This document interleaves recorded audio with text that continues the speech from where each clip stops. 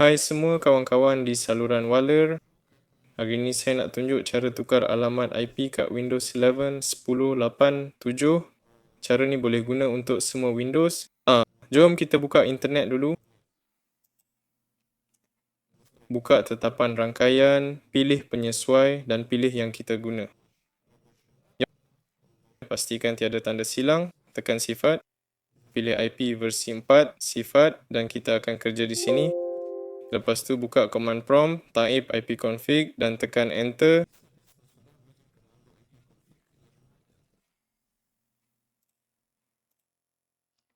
Kemudian pilih macam ni dan macam ni.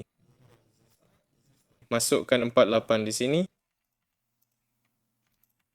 Bawah tu type 8.84.4.mat. Atas tu IP kita tanpa nombor akhir.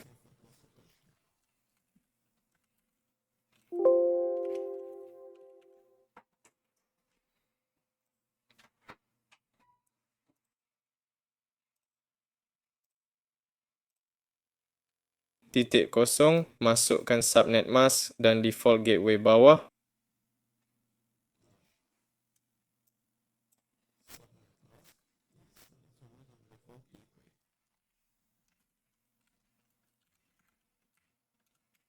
Kosong dan 1. Nah, kat sini boleh masuk nombor yang kita nak. Contohnya 132.